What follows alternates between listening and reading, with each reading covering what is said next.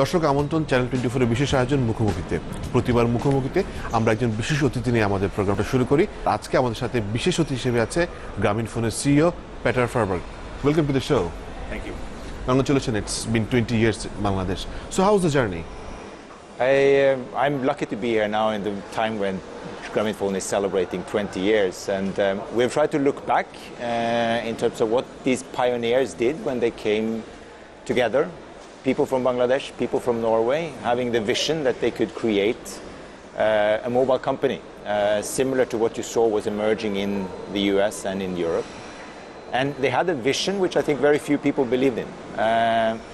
I talked to some of the founders some weeks ago, and they told me that the first business plan for Grameenphone indicated maximum 300,000 customers.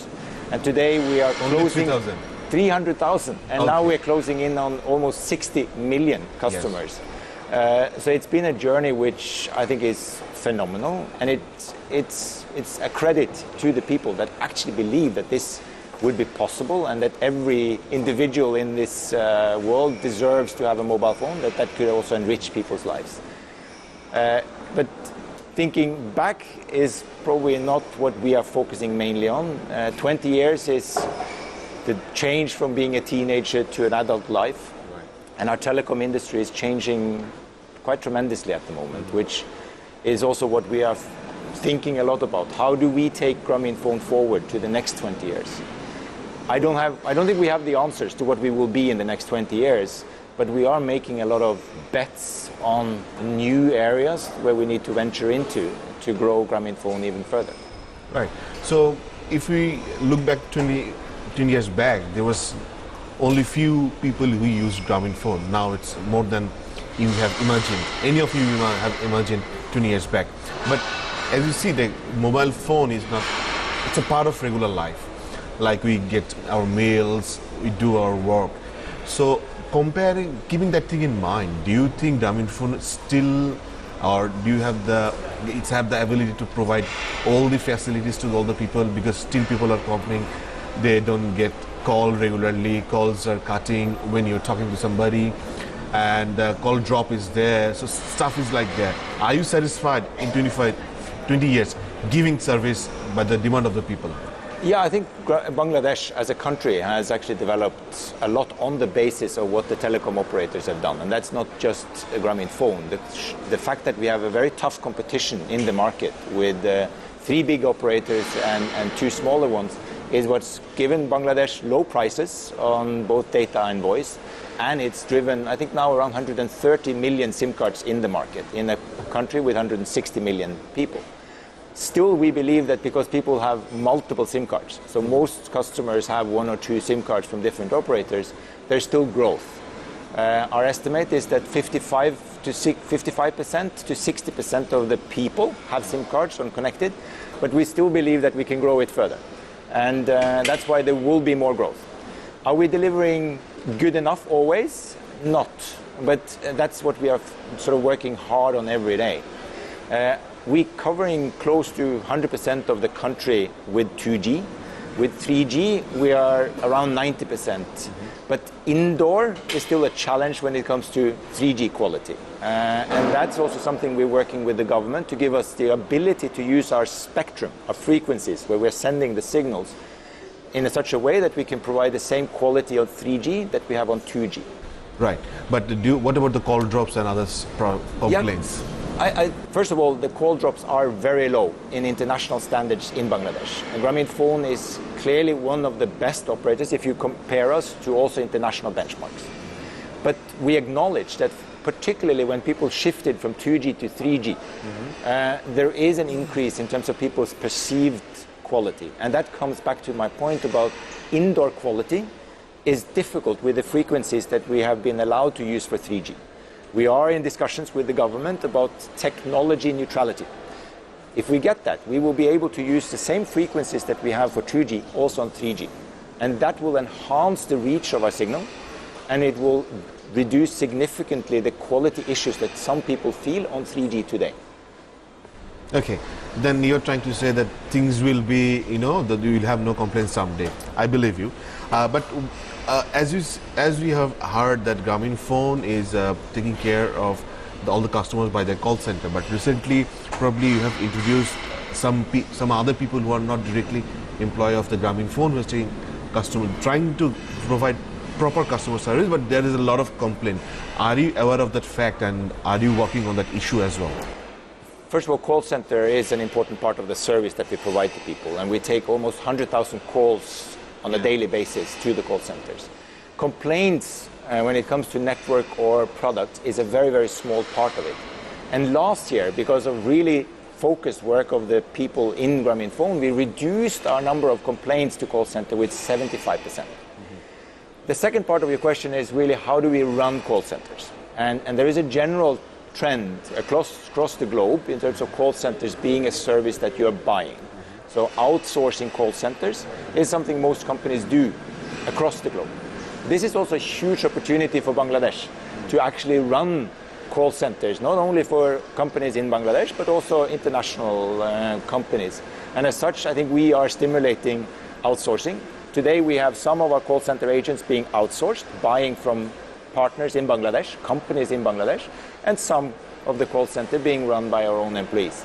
And I think that combination is good, but over time, most companies will probably also in Bangladesh buy call center services from outsourced companies. But I had talked with some people. They are not happy with customer service provider who are not directly part of Grameenphone. I think we have very, very tight quality standards on our partners too. So when you do this shift from in-house to outsource, a lot of the work is really about ensuring that they're well trained and that we have sort of performance indicators on how they're running the calls. We are monitoring the calls. We are following up with the training if there are agents that are not performing well. So I'm actually very happy with the call center quality we have in Grameenphone.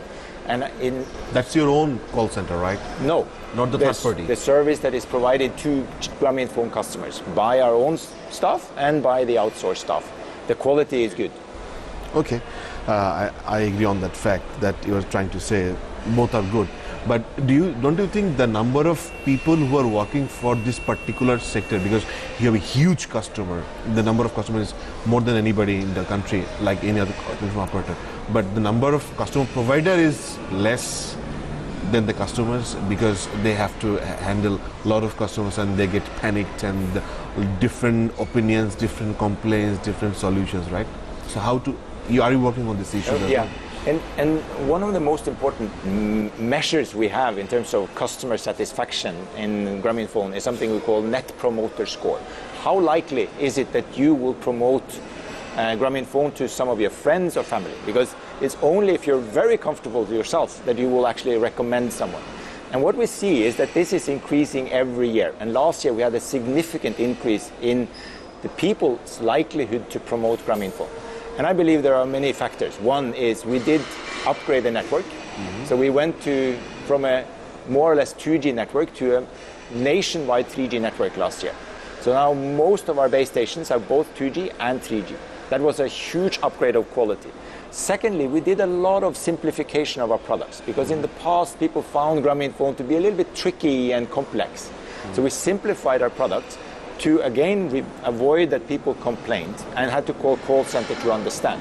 And then we also upgraded the call center service. So all of these factors contributed to an increase in people actually recommending Grameenphone to friends and families, which we also saw in terms of growth of customers and growth of revenue. So I think we are in a very good state today when it comes to the service in general and in terms of how we serve the customers.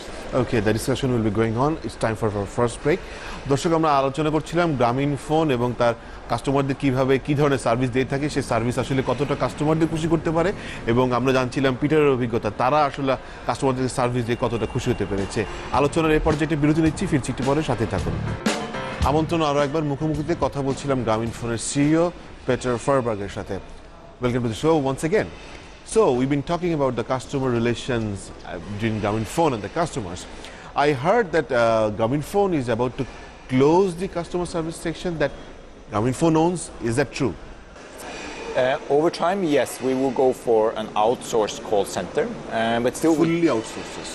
Yeah, That's the ambition. But we're doing this gradually, and we're doing it in such a way that those people that are currently working with a call center gets opportunities for other types of jobs within Grameenphone. That's the same we did last year, where we also shifted a lot of people out to work in the regions. And it's a good thing with a big company that there are actually, if people are willing to change, they can change and look for new opportunities within Grameenphone. But if I'm not wrong, within your customer service providing system you have, you earn directly revenue. Now third party will earn revenue for you and give it to you, right? If I'm not wrong. Nope. Because when I'm calling to one-to-one, Yeah. because you are getting some money for that, right? Well, there is a charge for the call, but Right. generally call center is a loss-making business. Why is that? It costs you more to provide that service than what the customers are paying. So it's the main reason why we are charging a little bit for it is that it shouldn't be something that people misuse. So it is not to make money. It is to just avoid that people are calling call center for unnecessary things. And that's also why we are over time implementing a lot of self-service. And in a digital world, what people want is Like actually my GP application. Yeah, people want to serve themselves. You don't want to call the call center. If you have to call the call center, it is because you have a problem that you cannot fix yourself. So our ambition is over time to actually see that we don't need a call center because our products are very simple. There is no problem with the quality, and people can easily change their packages or their price plans by using an app or by using USSD menus. So the vision is really self-service all the way. And you also see that we are changing from having a voice-based call center to serve our customers through Facebook, to serve our customers through chat. And this is the trend that you see globally. And I think we need to, I am a big optimist on Bangladesh. I think we have a very digital savvy population growing up. They are going directly to the mobile. They will use smartphones. And as such, you won't need a traditional call center for the young generations in 5 to 10 years. They will want to be served differently. And how you will accommodate all these people to your next, to this place? I mean, those people who are working for customer service. How you will accommodate? Well, what we have seen over time, because this is not something that has happened and is happening in 1 year, there has been a transition where we have gone from having in-house to an outsourced. And over time, we have given people new opportunities, and some people have left Grameenphone, but all on a voluntary basis. And people who are left voluntarily? They're doing that voluntary. Okay. And for the particular issue, voluntary VRS, if I'm not wrong, the term is VRS you people use. So you're offering something exclusive? We're offering very good VRS packages. So people that leave GP are very well compensated. So you are very smartly encouraging people to leave GP, if I'm not wrong. No, I think we are saying that people, if they don't have opportunities and they don't want to change, because in a company like this, when the industry is changing, we all have to assume that our jobs will change over time, and you need to adapt. If you're willing to adapt, willing to take new jobs, maybe also go to a new location, then GP is a great place. But if you can't, for many different reasons, or you see opportunities outside GP that are better, then VRS is a good opportunity. Yes, let's see. And let's talk about 4G. Are you hopeful about 4G? Because the radio wave auction is still it's in a confusing level. And it's not, I believe it's neutral technology is also very important for 4G, if I'm not wrong. What's your observation? I think we all expect 4G auctions or spectrum for new spectrum, which is what the permission we have to send our signals in a certain range, will happen this year. It's still unclear to me what is the timeline of the government. So we are supportive, and we are waiting for it. We are preparing so that we know that we can participate in an auction.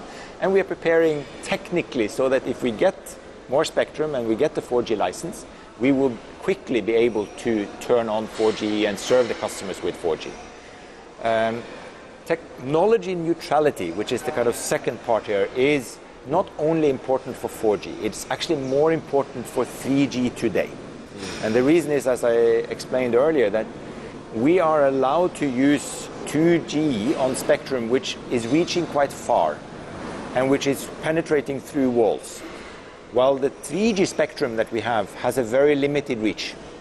And because of that, it is mainly giving us good coverage in the cities, but even in the cities, it's not coming through the walls as well as the 2G signal. And this is why we are strongly arguing to the government that if you want to lift the quality of 3G today, just allow the operators to freely use this spectrum. And that's what we call technology neutrality. Bangladesh is actually the last country in the world where technology neutrality is not implemented. And it is necessary for mobile operators to have the flexibility to decide that in the cities where you have many 3G phones, you want to use more of your spectrum for 3G. In the rural areas where you have more 2G, there you might use more of your spectrum for 2G and less for 3G. Right. Did you mention your concerns to the government? Yes, and I have a very good dialogue with the telecom minister, Ms. Tarana. She is fully behind this. So it's about the timeline for when they're implementing it. Right. And how hopeful you are? I'm hopeful. I'm an optimist. I believe it's going to happen, and I believe the technology neutrality and more spectrum for 4G will come this year. And do you think that 3G service you provide to the people, to the customers, but 4G service will require more speed? You have that ability to provide that kind of speed and technology and support and the desire to cover up? Yeah, I think today with our 3G spectrum, which is fairly limited, we can provide a speed in theory around up to 45 megabit per second, but that's in theory. With 4G, if we get decent amount of spectrum, or we can buy that from the government, theoretically you can get speeds up to 150 megabyte per second, etc. So the main difference on 4G versus 3G is also what you call latency, and the speed of the response, which is important for gamers. Gamers will be very, very happy with 4G, but for normal use, I think our 3G network today on video, etc., is generally good enough. But 4G is the next. We can produce more data, we can give generally higher speed, and that's why we would like to go for 4G. And don't you think that you need a more customer service provider for 4G? Because when you are jumping from 3G to 4G, people will definitely not using your MyGP application. Also, they need to have some solutions from the customer service providers. I think if you talk about services that we will provide, GP has already launched a music app with GP Music. We have Bioscope, which is for video and live streaming. That's going to be much better with 4G. But in general, I would say that the 4G is not that different from 3G when it comes to the overall speed. Okay. It is a lot about the I mean, not the speed, it's service. Yeah, but I think in general, the service that you can find today on 3G will not be very different on 4G. The main benefit for 4G is actually for gamers or services that requires quick response. It's for the young people, basically. Yeah. So gamers will be very happy with 4G. But of course, in general, you will have a faster speed. So if you like downloading movies, for instance, with 3G, it might take you quite a few many minutes. But with 4G, it's going to be done in 2-3 minutes, sort of a whole movie download. So yes, there are benefits with it. But for most of live streaming, for instance, 3G today is quite okay. I'm hopeful too. On that discussion, I have to take the last break. দর্শক আলোচনা করছিলাম 3G এবং 4G এর মাঝখানে পার্থক্য এবং 4G আসলে কি হবে না হবে, কারা বেশি বেনিফিটেড হবে, কারা বেশি খুশি হবে। উনি বলছিলেন যে যারা গেম খেলে অনলাইনে তারা হয়তো সবচেয়ে বেশি খুশি হতে পারে। আলোচনার পর্যায়ে একটা বিরতি নিচ্ছি, সাথে থাকুন, ফিরছি একটু পরে। আমন্ত্রণ আরও একবার মুখোমুখিতে কথা বলছিলাম গ্রামীণফোনের সিইও পিটারের সাথে। Welcome to the show once again, and for the last time, I believe. So, this 4G requires a high speed, and if you look at your infrastructure, do you think you can provide uninterrupted service? Yes. Most of the telecom equipment that we and our competitors have installed is already prepared for 4G. We need to buy more equipment from the vendors that we are using, and that's a huge investment that the mobile operators will have to take to upgrade. From the government, we need spectrum, and that's what we expect to get through an auction where we will pay the government for being allowed to use the spectrum. But what I also think that the government probably needs to do to see that more people can use 4G is one, that we need more fibering. With 3G, we can use microwave dishes to send the signals. With 4G, all the towers will have to be connected with fiber. That's a big task for Bangladesh, and to stimulate fibering of Bangladesh is important for that reason. I also think that the government should stimulate more handsets. Today, roughly 25% of our customers have a 3G device, but only 4-5% have a 4G device. So even if we launch 4G, not a lot of people in Bangladesh will be able to use it immediately. And the sad thing is in Bangladesh that around 1/3 of the cost of a smartphone is actually tax. So the government could help this by lowering the taxes on smartphones, which would clearly drive an uptake of 4G and 3G devices, which would drive then more digitalization of Bangladesh. So I think it's a joint project where we will pay for spectrum, we will pay for investments, but the government should drive more fibering and lower handset prices. Right. And if I'm not wrong, BTRC is introducing mobile number portability, MNP services. And how much relevant is MNP for Bangladesh? What's your take? I think it's good to have, because again it stimulates more competition. People can freely move between the operators, but I don't think it will be a big thing. In most countries in the world, you have seen MNP being a hype, but not really something a lot of people are using. Right. And overall, you tell me how much the regulatory is environment friendly? For telecom, regulators are extremely important in all countries because we are utilizing government or countries' resources, which is the spectrum, and it's important that they ensure competition. I think in general, the regulator in Bangladesh is working towards a future of Bangladesh, which is very good. We strongly support the vision of digital Bangladesh. We are dependent on them moving fast on releasing more spectrum. We are dependent on them not seeing telecom as a sort of golden goose that you're going to slaughter for just tax revenues, because the more we grow, the more the whole country will grow. GDP grows, tax revenues grows. So I think that's sometimes a little bit the feeling we have, that they need to give things to get the whole economy to grow, not give just to take more money from the telecom sector. But in general, I would say I'm positive. We have a good relationship with the telecom ministry, the ICT ministry, and also with the telecom regulator, BTRC. And last question. After 20 years, where do you want to see yourself? Where do you want to see Grameenphone? I think 20 years from now, Grameenphone will be a very different company than we are today. We will still give people internet access, but it will be data and not voice. You will see that 100% of our customers are connected purely through data. You will see that we are still distributing things, but it will be digitally, and we will be a partner of a lot of businesses. It's not going to be a Grameenphone that is doing everything itself. It will be a company that, for most of the things that we are doing, will do that in partnership with Bangladeshi companies or international companies.